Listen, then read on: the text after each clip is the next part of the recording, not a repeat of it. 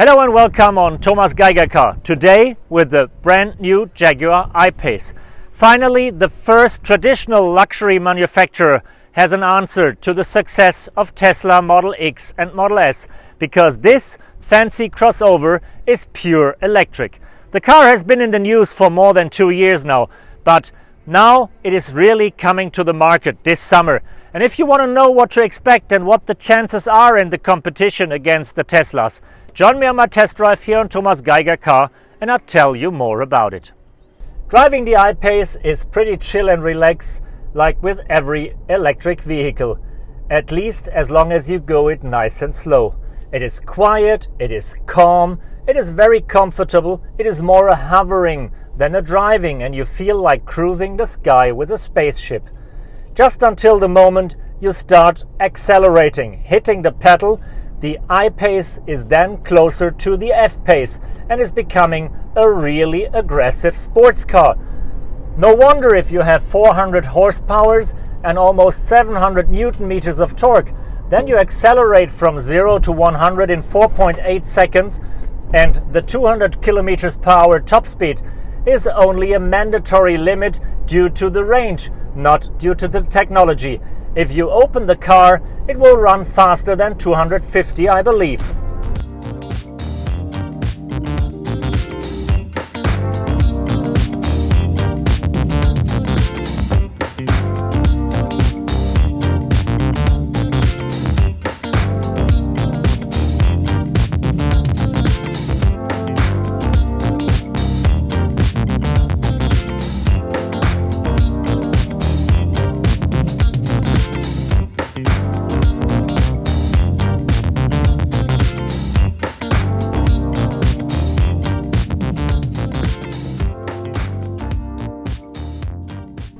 Jaguar's design chief Ian Callum did a tremendous job with the I-Pace because he made a perfect blend between tradition and future. If you look at the car, you'll easily recognize it as a Jaguar from the first glimpse. But you also see this is something totally different. The shape, the proportions, everything is new. We have a pretty low roofline for an SUV, but we have it pretty high for a standard car. We have a bit more ground clearance. We have a very, very long wheelbase, and overall the car is not more than 4.70 meters long, so it is quite compact, but it should be very roomy. This is something we're gonna check out in a minute. The I-Pace is a crossover in many ways, not only due to its design and its shape that blends somehow SUV, station wagon, coupe and limousine. No, also the way you use the car. It is a perfect sports car for a driver.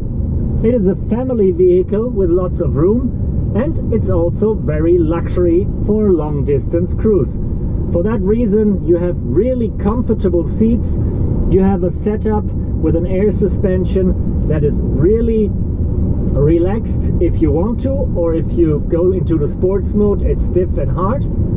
So you have everything you want, and you get a material quality that is also a mixture between tradition, wood and leather as you know it from Jaguar, and future. Big touch screens, glossy displays, fancy dials. So not old-fashioned, very modern, and nevertheless still true Jaguar. A really impressive mixture, I would say. Until now, the Range Rover Velar had the most fancy interior of all the British cars, I would say so. Now, Jaguar I-Pace is my favorite because the combination of traditional craftsmanship with wood, metal and leather and the big screens is really an interesting one. And we have some beautiful design details. We have the digital cluster instrument, we have a big touch screen here for all the infotainment, navigation, communication things, and we have one here for the air condition and climate control. And one of these beautiful details are the dials, because I can not only turn them to adjust the temperature. No, if I press them once, I'll get into the menu for the heated and ventilated seats.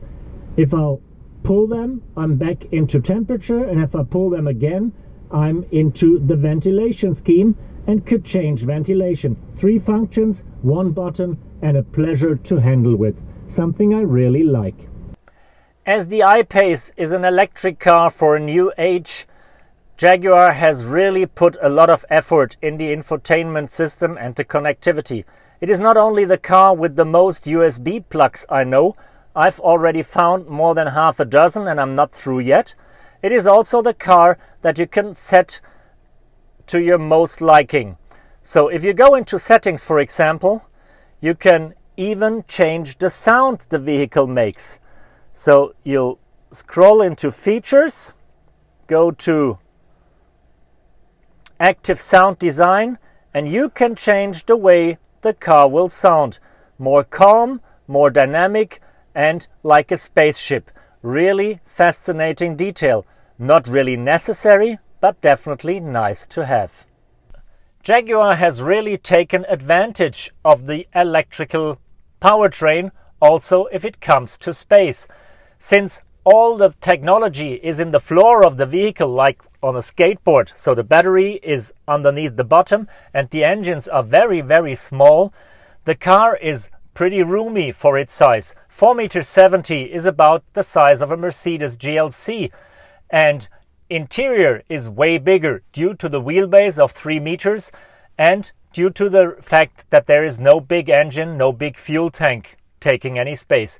So even on the rear seat you can sit really comfortable, and trunk space is just amazing. 658 liters in the back, and if that's not enough, there is another tiny space of 27 liters in the front.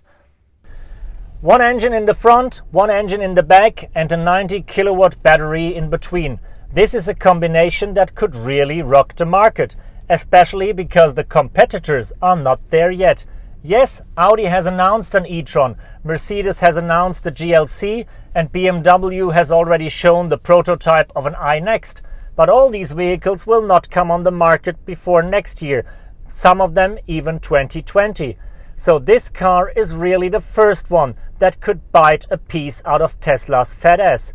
And it looks pretty good, because Jaguar has already sold so many cars that it will take at least 5 months to get yours if you order it today.